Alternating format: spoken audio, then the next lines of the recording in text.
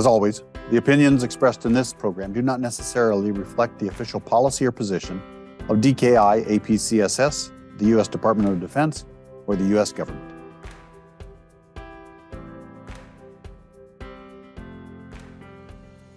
Malaysia has always used a combination of diplomatic, legal, and military measures. I admit the military measures part is not really in the forefront, and we normally actually use diplomacy as our main way of actually dealing with situation and avoiding any escalation with large powers. Aloha and welcome to Dialogue, where conversations shape security. I'm your host, James Minnick, Colonel United States Army retired and professor here at the Daniel K. Inouye Asia Pacific Center for Security Studies in Honolulu, Hawaii. This is episode 40, Malaysia's Maritime Shield. Malaysia's maritime domain is under constant pressure. Foreign vessels encroach into its waters, maritime militias operate with impunity, and the risk of escalation looms. These are not isolated incidents. They're part of a broader, calculated strategy that challenges Malaysia's sovereignty, economic security, and regional stability. Let's be clear. Malaysia's maritime territory is more than a geographic expanse. It's a lifeline. The Malacca Strait, one of the world's busiest shipping lanes, carries trillions of dollars in global trade every year. A disruption here wouldn't just affect Malaysia. It would send shockwaves through the global economy. Yet this vital artery is increasingly vulnerable. Piracy, smuggling, and geopolitical maneuvering threaten its security. Then there's the South China Sea, a contested high-stakes maritime theater. Malaysia's exclusive economic zone faces persistent incursions. Foreign coast guards and maritime militias aren't simply testing boundaries. They're actively reshaping realities on the water. These gray zone tactics fall below the threshold of war, but they pose a constant challenge to Malaysia's sovereignty. Beyond security concerns, Malaysia's economic future is at stake. The blue economy, fisheries, offshore energy, and marine industries drive national prosperity. But illegal fishing fleets, often backed by state actors, are depleting resources and threatening livelihoods. This isn't just an economic issue. It's a long-term strategic threat. To counter these challenges, Malaysia is building its maritime shield, a multi-layered defense strategy to safeguard its waters. This includes enhanced surveillance and patrols to deter incursions, investment in advanced technology for better maritime domain awareness, and stronger regional partnerships to ensure collective security. But is this enough? Can Malaysia, a middle power, effectively counter the assertiveness of larger nations? The answers have far-reaching consequences, not just for Malaysia, but for the entire Indo-Pacific. The region's stability, the security of global trade, and the preservation of international law all hang in the balance.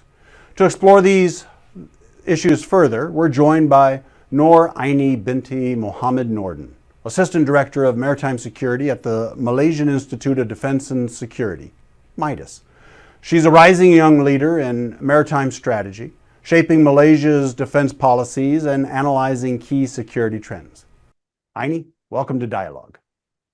Thank you, James. I'm glad to be here and honored to actually join this dialogue. Please. Yeah, we're super glad to have you here. And you know, I've expressed to you my personal disappointment. We tried to have you here, have you in the studio, but you've been a tremendous guest, and thank you for coming in online and to be able to sit down and have this dialogue together. Thank you, James.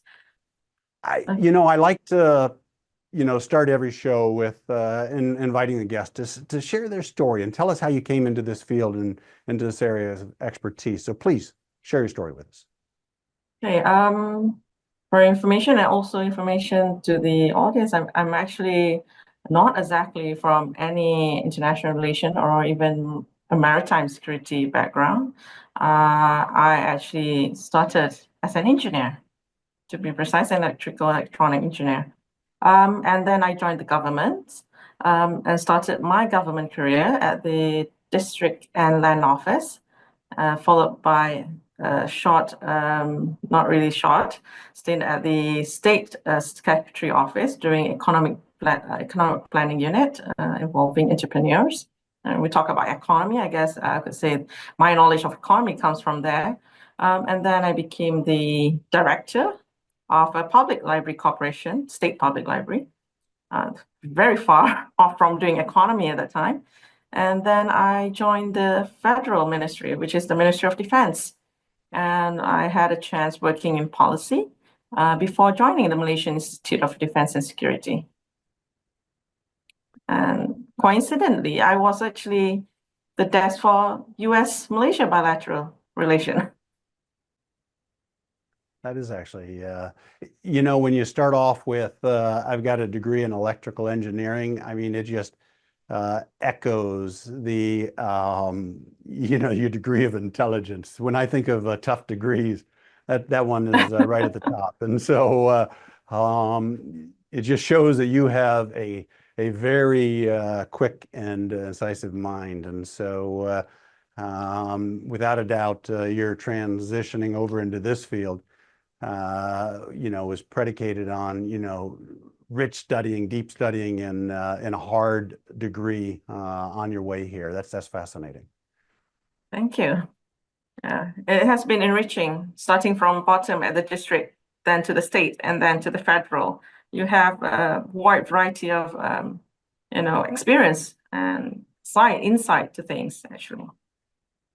I mean, without a doubt, that these varied backgrounds, even the one you describe of yourself, helps us be more critical thinking and thinkers. Sure. as we analyze these different challenges.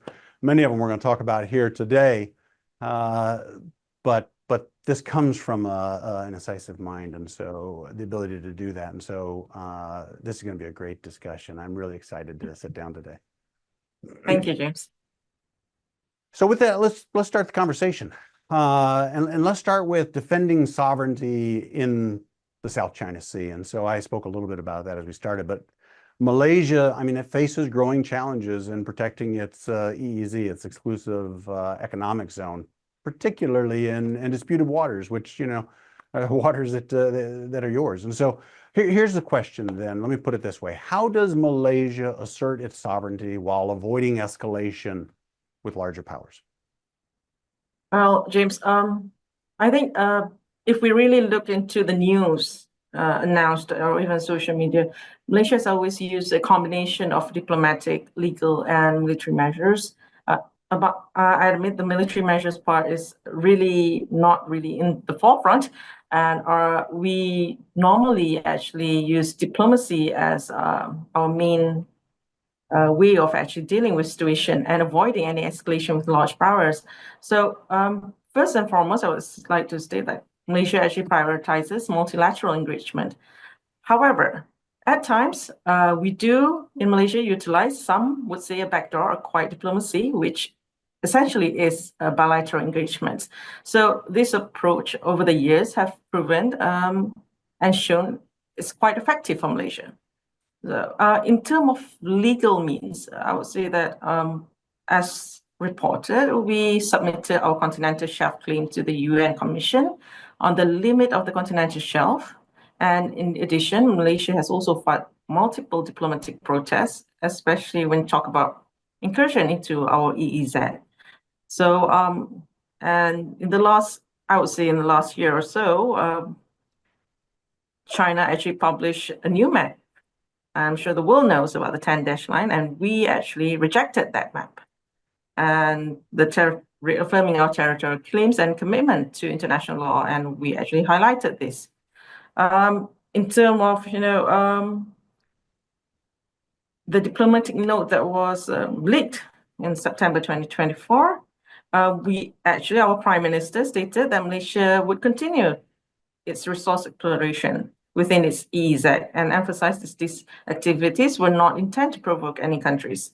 So even in 2024, last year in October, we had the first bilateral dialogue in management of maritime issue in the South China Sea with China. And I mentioned earlier, we do use bilateral means when trying to handle the situations or manage it, for that matter. And we discuss on the maritime situation and promote practical cooperation between the two nations.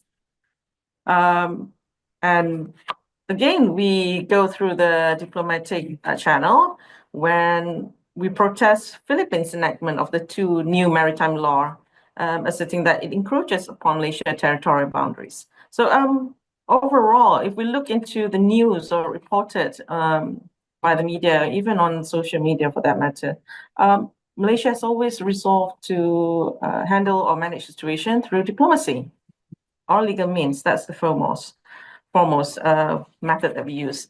However, at the same time, does not mean that we are timid. We still have military presence that we maintain in our EEZ through routine patrol and surveillance, while at the same time avoiding provocative actions that could escalate with larger powers, as you mentioned earlier, like China, for example. So this incident, actually, as you mentioned earlier, we use multifaceted approach when dealing with the situation. It's not just one way approach. It depends on the situation, how things are occurring over in South China Sea, especially. So we try to balance diplomatic engagement, legal assertion, as well as continuing our maritime presence within recognized territorial boundaries for Malaysia. Yeah, no, when I think about countries in the region that are very methodical about their, how to respond from, action to reaction, and understanding that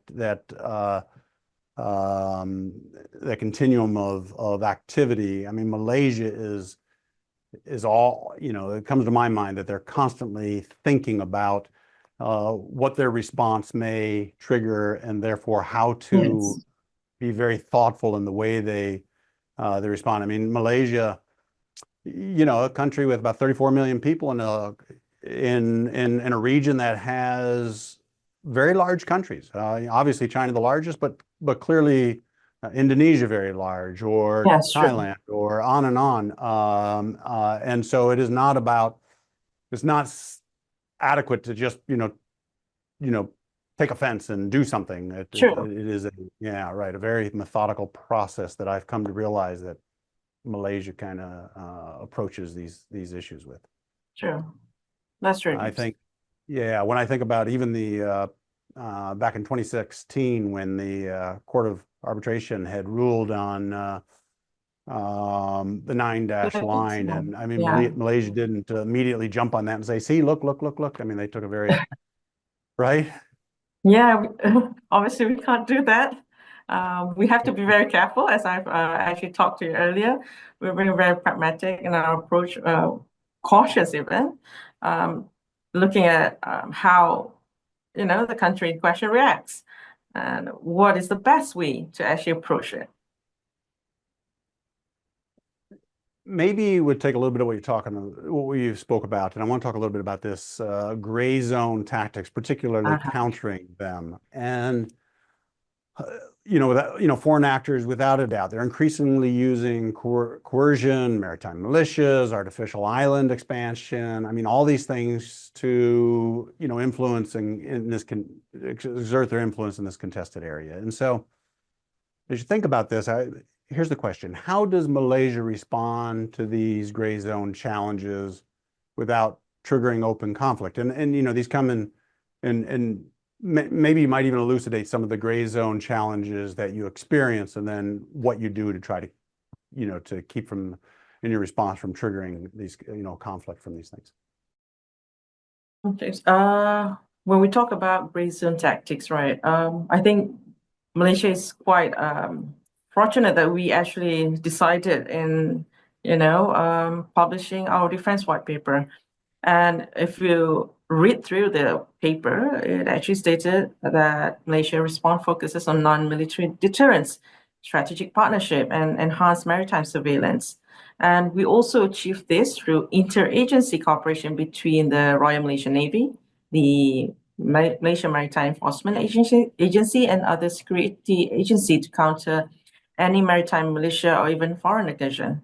So again, in the paper, we already stated that it's not that we state, it's more like an emphasis is being made that diplomacy is our first line of defense, and it is being enhanced through efforts such as through ASEAN led mechanism, regional capacity building initiative, especially the Five Power Defense Arrangement, FPDA, that we have and has been our long-standing arrangement. Yeah, let's pull on this a little bit for the audience. So the Defense White Papers published in 2020 went into effect in 2021, right? Yes, correct. And then the Five Powers Act, maybe just to explain a little bit what you're referring to there. Okay, the Five Power Defense Arrangement is a arrangement that dated back actually even before our independence, and the members are mostly Commonwealth country, which is near to us, UK for that matter, Australia, New Zealand, and Singapore is our partners.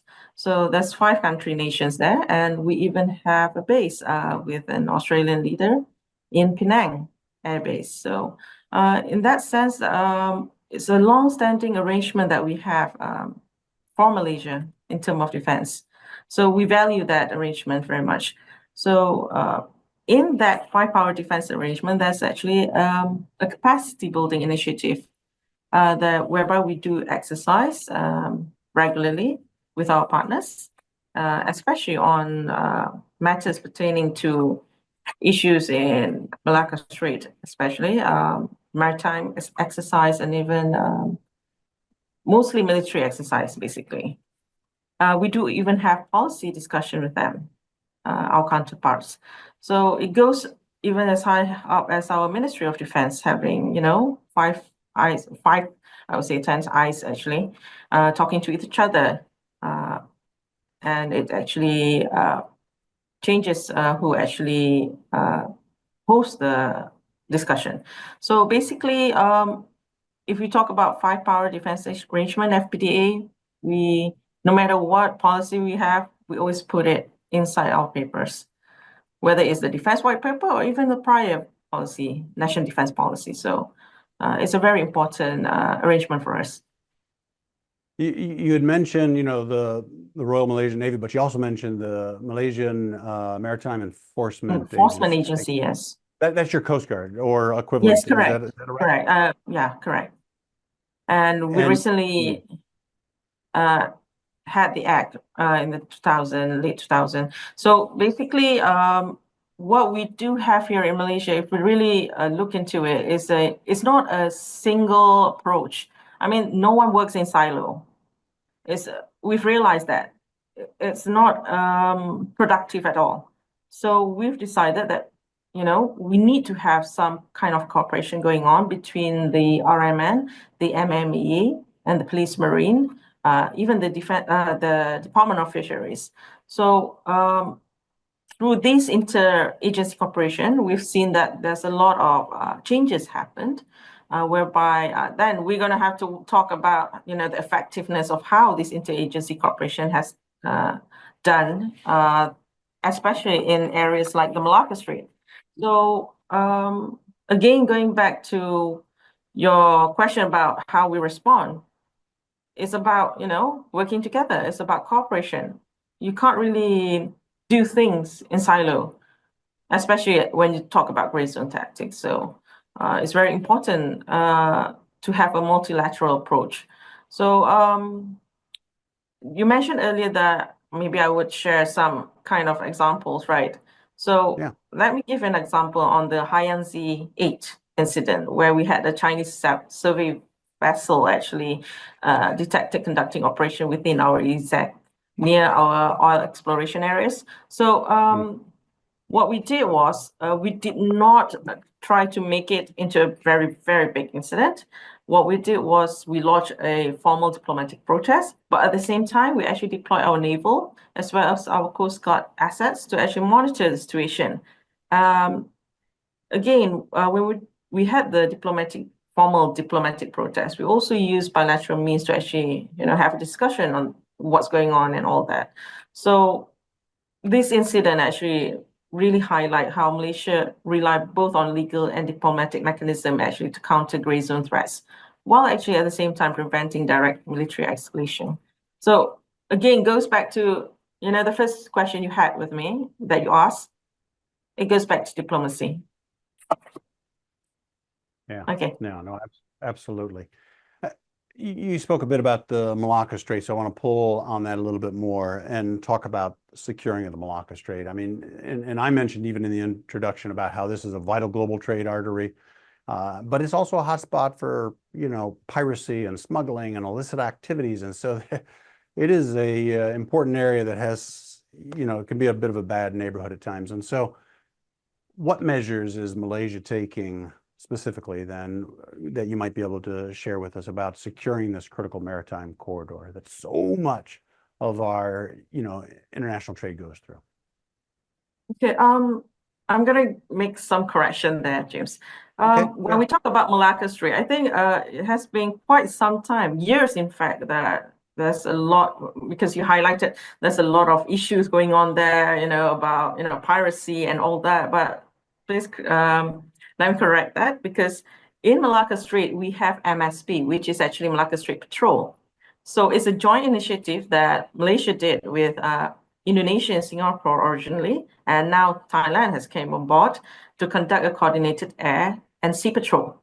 So if you look at the report by IMO, and as well as RECAP, it indicated that there was 0 piracy incident from 2020 to 2022, and there was only 5 cases in 2023.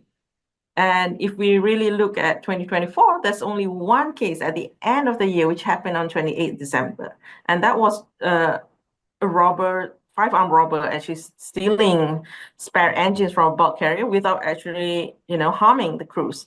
So if we really look at the statistic, I don't think that we can say that Malacca Strait, Strait is actually dangerous at all. I think it has been fair. It's probably harkening back to my time there 25 years ago, but you continue. Okay, you're closer, if it's 25 right? years ago, I understand. But yeah, since we actually introduced Malacca Strait Patrol, I think it has made tremendous changes there. Say a little bit more about the Malacca Strait patrols. I mean, So, this is 4 countries that contribute to, but say correct. So basically, we have, as I mentioned earlier, it started with Malaysia, Indonesia, and Singapore. And then we had Thailand, who saw how effective Malacca Strait Patrol was, and they came on board. So when we do we conduct coordinated air and sea patrol together, it not only helps interaction between all 4 countries, it also helps with information sharing. So that information sharing is actually critical when we talk about, safety of navigation, talking about piracy and all that. So with this kind of coordinated information sharing happening with all 4 countries that are, involved, if you look at the Strait of Malacca, it started with Thailand on the top in the north. And then we have Malaysia and Indonesia in between that strait.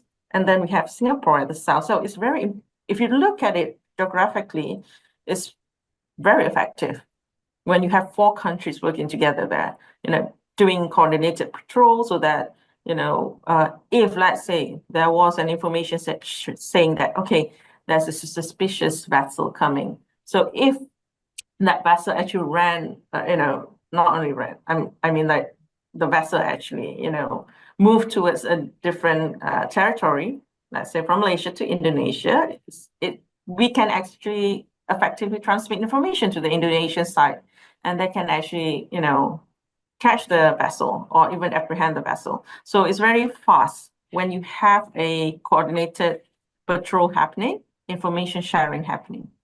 So we even have the another initiative under the ASEAN-led mechanism, which is the Eye in the Sky, that also helps with this information sharing and intelligence sharing between countries.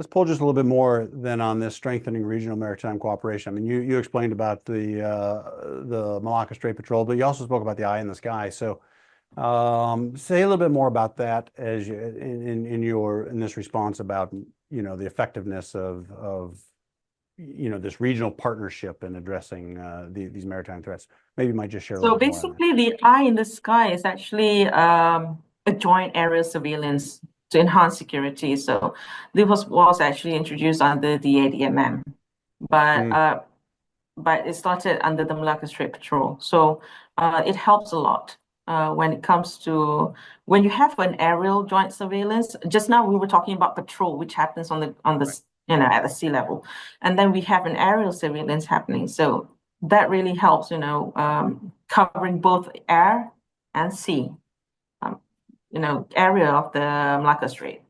So I don't think there is better way than having both. As you know, maritime is not just we're talking about sea, we're talking about the airspace as well. Oh, yeah. So having both, sea and air surveillance going on, it really helps to actually lessen the incident happening in Malacca Strait. And in fact, it really helps a lot that the incident had drilled down to single digits. So that shows how important it is to cooperate, especially when you have an area where it's very congested with, trade, trade going on there, especially ships going there. So it's an important, as you mentioned earlier, a lifeline or supply chain, for that matter, between the East and the West. So Malacca Strait is an important place where things happens and trades going on and a lot of money passing through the strait. So it's very important for countries involved to actually secure the straits. So I think that what we already have, what we've implemented, which is the Malacca Strait Patrol, has shown its effectiveness. And when we talk about Malacca Strait Patrol, we also have to say thank you for the maritime domain awareness that is actually under maritime initiative under the United States as well. So it will also help us in the sense that, when we talk about maritime domain awareness, we also had assistance from United States, especially in terms of drones and radar system.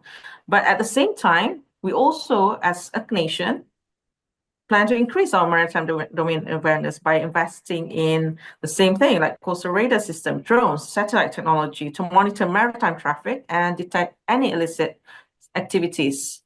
At the same time, it's not just the Malacca Strait patrols that actually collaborating with us. We also have collaboration with international entities to combat piracy, smuggling, and terrorism through information sharing and capacity building programs. So that is some of the few things that are happening when it comes to Malacca Strait.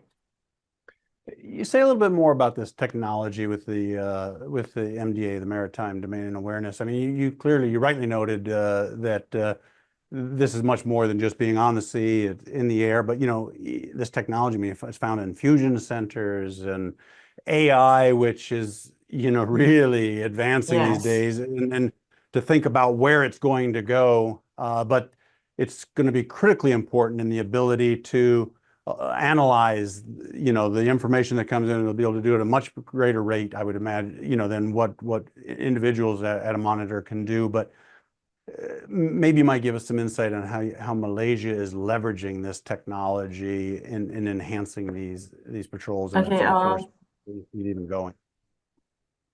Okay, I think it's quite. I think the world knows already. Probably recently, our Prime Minister actually announced our cooperation with arms chips.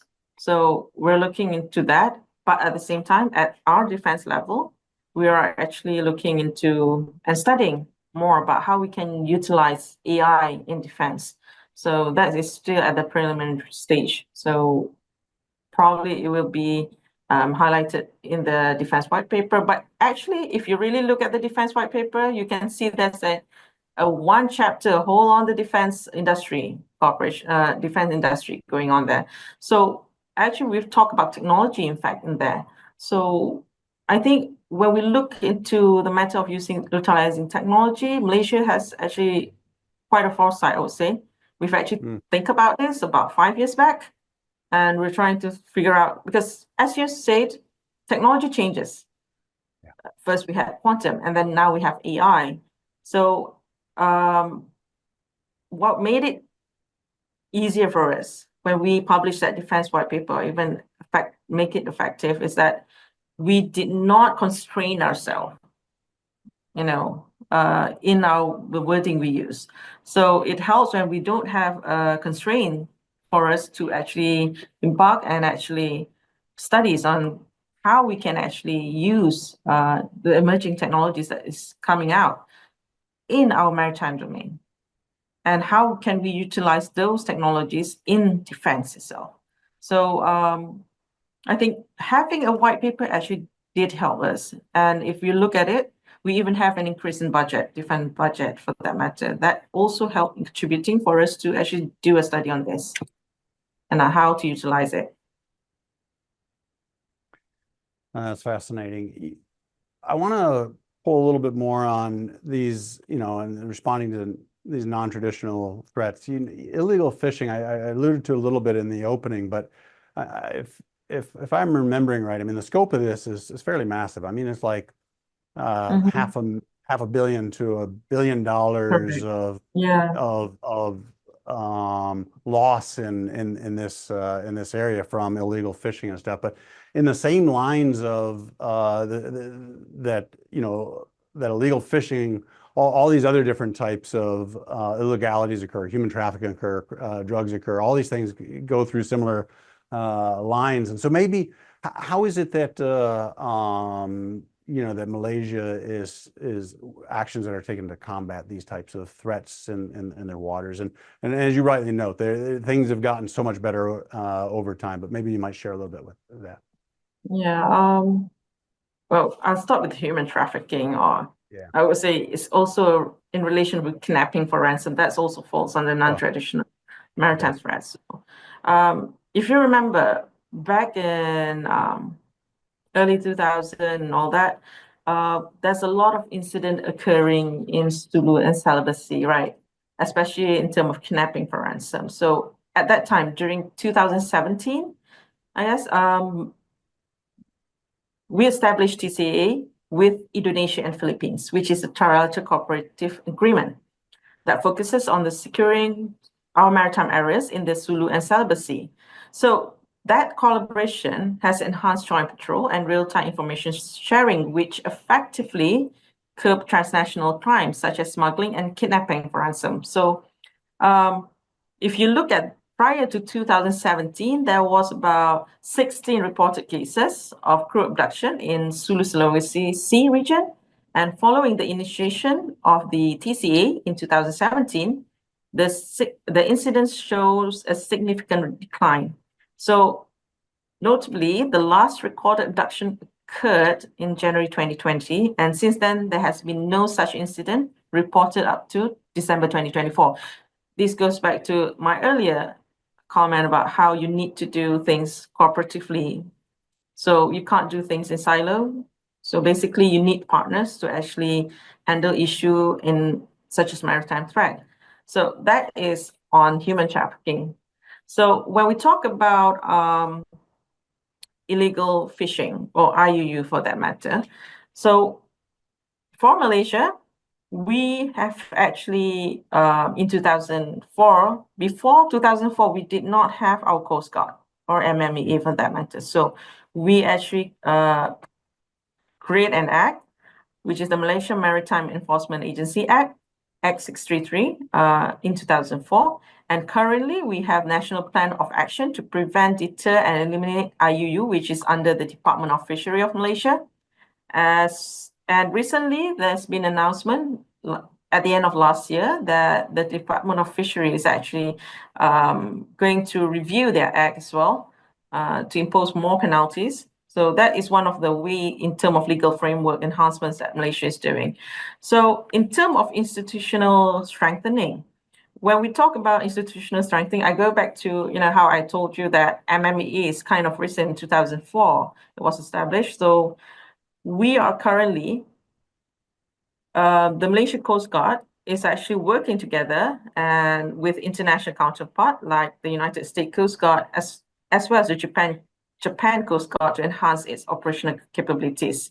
And we also have a specialized unit. So Malaysia, due to this, as you mentioned, there's a lot of waste, not really waste, a lot of losses going on when we talk about IUU. So, and as well as smuggling of person. So Malaysia has a specialized unit. It created a dedicated unit to actually, within enforcement actually, such as the special unit on anti-trafficking in person, which is under the Immigration Department, the Royal Malaysia Custom, as well as the Maritime Enforcement Agency, specifically to tackle human trafficking issues. So apart from that, under the ASEAN as well mechanism, when we talk about IUU fishing, there's already a mechanism in place whereby the ASEAN member state agreed to actually work on the IUU issues. So in terms of, there's another thing when we talk about maritime right, it's environmental crimes. So when we talk about marine biodiversity, it's very crucial. So under the ASEAN as well, we have also addressed issue on marine biodiversity. So I think when we look at it as a whole, I think ASEAN have done a great job, and Malaysia has also participated in that to handle the issue of non-traditional maritime threats. So it's not just about illegal fishing. Although illegal fishing is important, we also need to talk about marine biodiversity. Otherwise, we won't have fishes there. No, that's well noted and well stated. I have learned a tremendous amount. I didn't even know things I didn't know until we started talking. I want to think about the future now. You've really elucidated where we're at. But as we think about, and in fact, in your own comments earlier, you had talked about how prescient Malaysia had been, even in the writing 5 years ago of its white papers. And so, as we think towards this future, what are strategic shifts that you see that Malaysia should consider to strengthen this maritime shield, as I've called it, in the years going forward? Where do you see this going? Okay. Actually, I have to go again. We have to go back to our defense white paper again, because that is the mother document for everything that we do. So I mentioned earlier that we're also in the middle of our midterm review with the ongoing situation going on geopolitically across the region, as well across the world. So in order to adapt to the evolving maritime challenges, so we actually have a strategic shift. First is modernizing our naval capabilities. So when we talk about modernizing our naval capabilities, we're talking about fleet modernization. So one of the things that we've done is actually accelerating the acquisition and deployment of advanced naval vessel, which includes our Maharaja Lela class frigates and littoral mission ship to enhance maritime defense and patrol capabilities. At the same time, we are also investing in multi-role support ship to improve rapid response and logistical support during maritime operation, as well as strengthening our cyber electronic warfare capabilities by investing in, again, as I mentioned earlier, we were talking about emerging technologies, AI. So we've actually started talking about, investing AI-driven cybersecurity system to counter emerging threats. So that is one. Then we have the enhancing surveillance and technology integration. So right now, we are trying to expand the use of UAVs for persistent maritime surveillance and enabling real-time monitoring of our territorial waters. So at the same time, while doing that, we are also implementing integrated sensor system, including satellite-based monitoring to detect and respond to unauthorized activities swiftly. So these are few things that we're doing when it comes to capabilities. Again, as I mentioned earlier, and time again during all your questions, is about cooperation. So Malaysia can't run away from cooperating with regional entities such as the ASEAN collaboration, which is whereby Malaysia actually participate actively. And this year we were chairman of ASEAN. So we have done several initiatives to address regional security concern, as I mentioned earlier, under ASEAN. So this include the South China Sea situation through diplomatic engagement as well as joint exercises. And I think this has been reported quite widely in the media as well on what we're doing under ASEAN ambit. So as the chairman of ASEAN, and our Prime Minister actually announced and stated this as well, that we will be working with ASEAN members and China to expedite the establishment of a binding code of conduct for the South China Sea to reduce the risk of conflicts. So when we talk about that, we also need to talk about, when we talk about cooperation, we also need to talk about climate resilience. So when we talk about climate resilience, we also been trying to develop response strategy for climate-induced disaster like rising sea level and extreme weather affecting coastal security. So as a nation which is a maritime nation, we can't run away from climate issues or changes that has been going on, especially in terms of rising sea levels. So we are also diversifying our defense cooperation as well with Japan, India, and with ASEAN Plus members, which US is also part of, and China is also part of, and India as well, and Japan. And we are also reinforcing our role in international maritime security discussion. So if you look at it, we're trying to, the way we're tackling this is we're aiming to future-proof our maritime security against geopolitical shift as well as technology disruption and climate challenges. So we believe that these are the ways forward for us in actually tackling all these three issues. So again, going back, if we really look at all this, it ends up with cooperation. Yeah. We can't get anything done without cooperating. No, without a doubt. I mean, Malaysia is medium country surrounded by many other countries, and it is going to be cooperative if it's going to be successful. I would have to agree. We've got a number of audience questions, and so maybe we'll go ahead and transition to take some of those now. You rightly noted that in January you took over the ASEAN chair. And so this first question is asking a bit about ASEAN. And so it's asking about strengthening ASEAN security. And you even spoke a little bit about it, but maybe you might address this deeper. What steps, the question asks, what steps can be taken to strengthen the regional maritime security architecture, particularly through ASEAN? So maybe you might say a little bit more on that.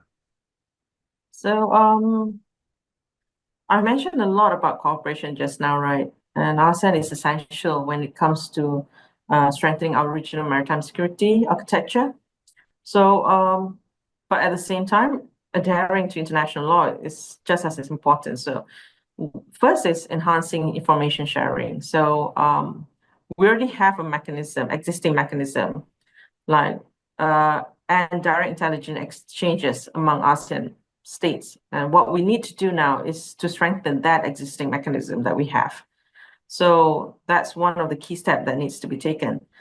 Second could be expanding the Malacca Strait Patrol and the trilateral cooperative arrangement in the Sulu Sea. So I believe recently there has been steps taken towards that way, which is strengthening joint maritime patrol. So that is already underway.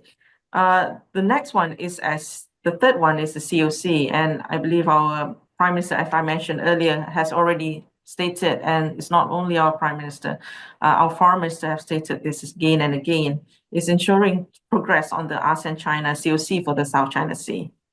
Fourth would be capacity building and training. This one, we've been doing it, but I think there's more that can be done. As you know, people change. The people participating in those exercises changes. So a regular joint naval and Coast Guard exercises under the ADMM Plus, something that needs to be conducted regularly.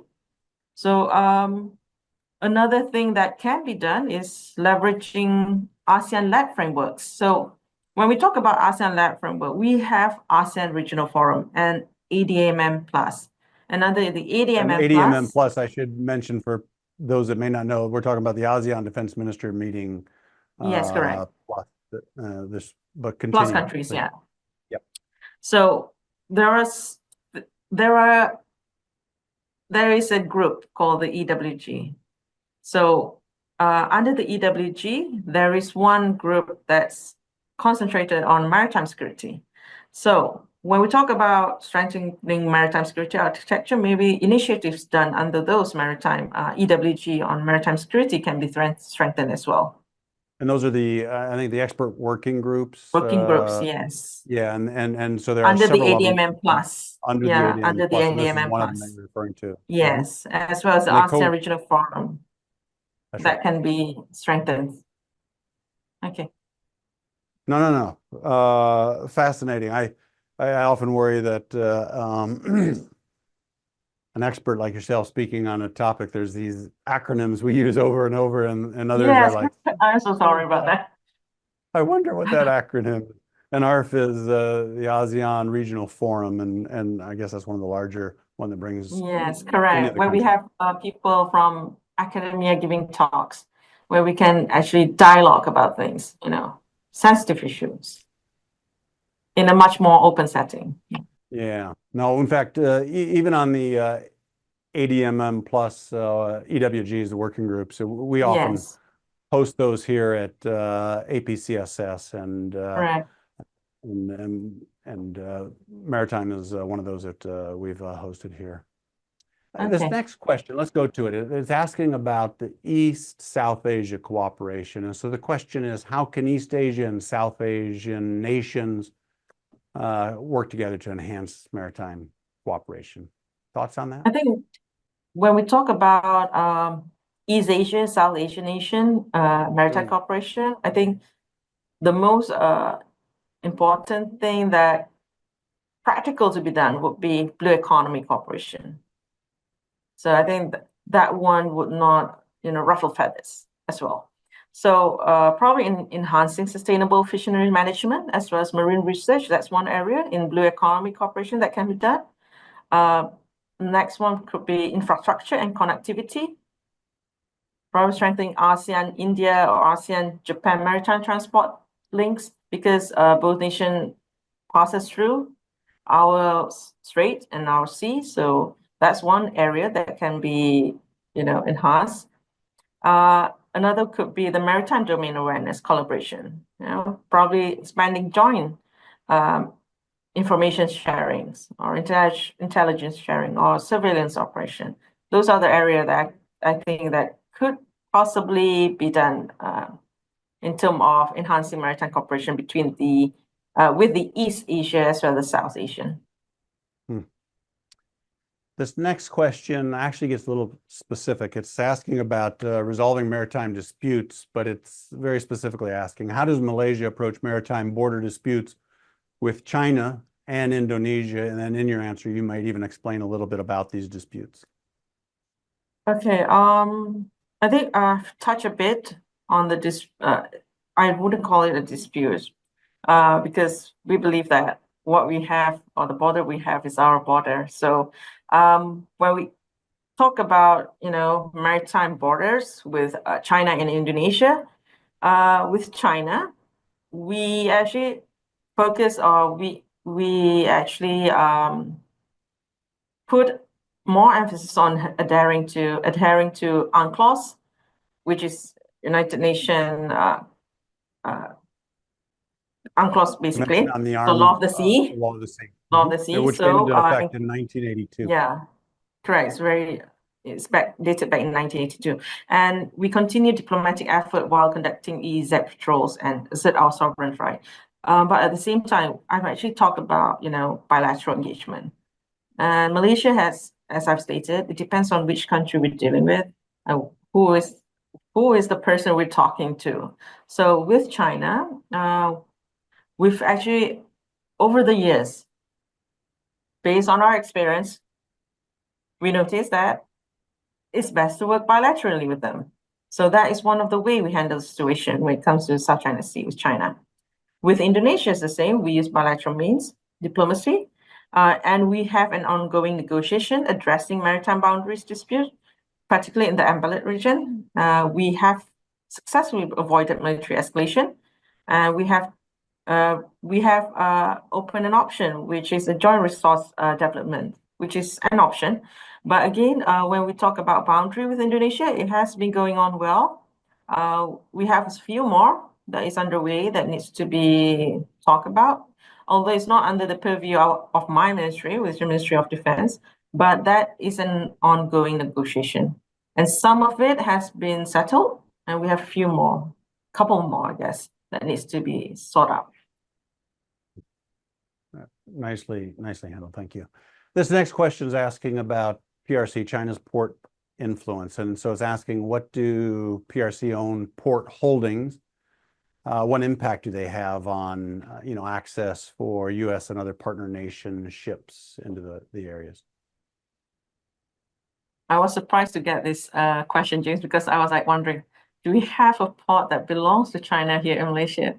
No, we don't. We don't have a port here in Malaysia that is fully owned by the People's Republic of China or PRC for that matter. So our ports, in terms of ports, sovereignty, Malaysia authorities retain operation control over all the ports in Malaysia. So US and any allied ship has continued scheduled port calls at Lumut, Kota Kinabalu, and other Malaysia facilities.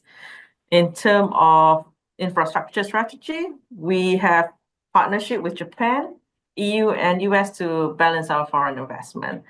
However, there is one port in Malaysia that Chinese companies, it's not PRC for that matter. I just want to clear that. It's not PRC.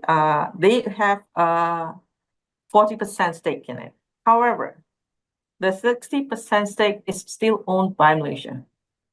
So it was actually an initiative under the BRI that support industrial projects under the Malaysia-China Kuantan Industrial Park, MCKIP.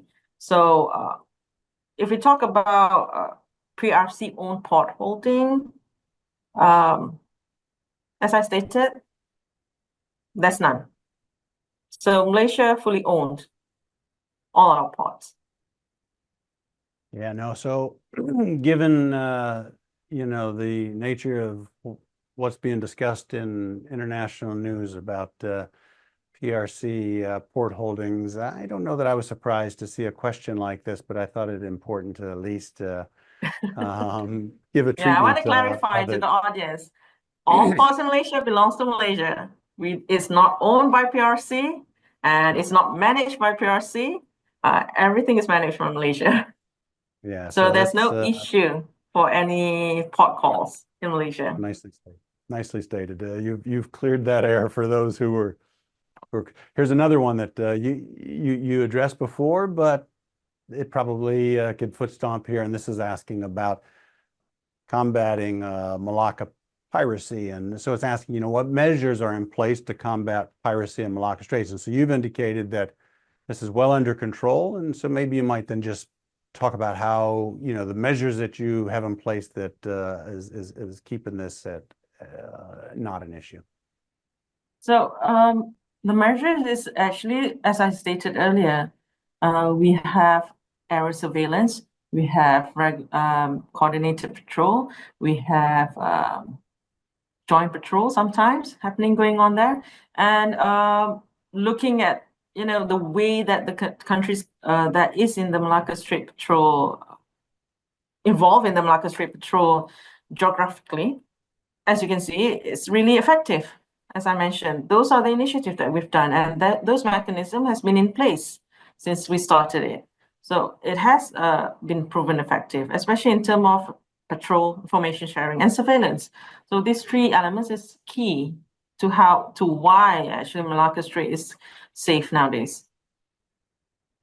Now, sometimes it is important to reaffirm what you already know to be the case, because sometimes it takes a little bit of effort and time, I think, for that to be recognized more broadly. And so some of these questions. Okay. So basically, when we talk about Malacca Strait Patrol, I actually alluded earlier that it started as a three-nation, cooperation. But because of its effectiveness, Thailand participated, and that helps a lot. When you look at the geography of the Strait of Malacca, it's surrounded by these four nations. So without these four nations cooperating with each other, doing patrols, doing information sharing, doing surveillance together, it would not have been effective.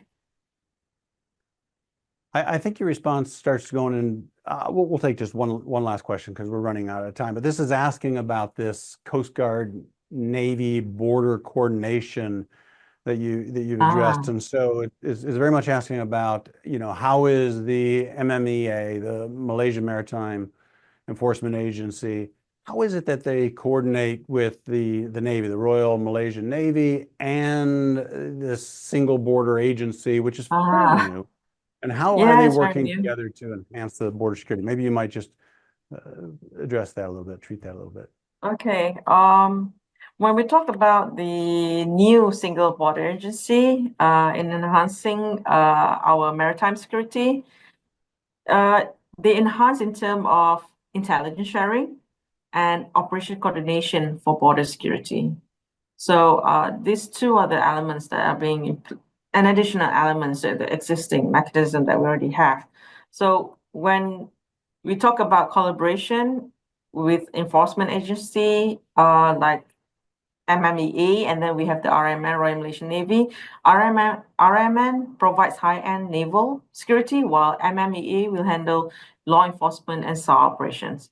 So we also have joint training exercises and shared patrol duties to improve our maritime security effectiveness. So when you have a joint training exercises, naturally it helps with coordination between different agencies. You've done a tremendous job over this last hour helping the audience better understand Malaysia's very effective role in its maritime security area, and of course, because of its location there, the Malacca Straits, there's clearly a broader interest, and so thank you for helping us to understand that. Before we let you go, I'd like to ask our guests to share a book recommendation that if our audience wants know a little bit more, they may turn to. So thoughts? Do you have a book that you might recommend? Okay, I have the book with me. I'm just reaching it out. So the title is Battling the Wave in the South China Sea. So this is the book. I think it's good reading, especially for people who doesn't know the background of what Malaysian involvement is in South China Sea. So it's it goes back to the story from the 80s when we actually deploy our naval force to secure contested area in the South China Sea. So this book tells you more about what was the stance like and how we came about to where we are right now. There's a history behind it. So to better understand, it's good to have this for reading probably before bed. Thank you for that. I'll tell you, Aini, you've made this hour fun and fast, and so thank you for your time here. Thank you, James, for inviting me, and thank you to the audience for actually participating as well. Yeah, no, absolutely. Well, as we conclude today's dialogue, Malaysia navigates complex maritime challenges through resilience, technology, and regional partnerships. Strengthening its maritime shield is crucial, not just for Malaysia, but for the Indo-Pacific. These conversations shape security. So join us again on March 17th as I'll sit down with Dr. Srini Sitaraman, professor here at DKI APCSS, to discuss India's strategic challenges, its evolving security landscape, regional tensions, and the future of its global role. On behalf of all of us at DKI APCSS, thank you for being part of this important conversation. I'm James Minnick, and until we meet again, aloha Hawaii. As always, the opinions expressed in this program do not necessarily reflect the official policy or position of DKI APCSS, the U.S. Department of Defense, or the U.S. government.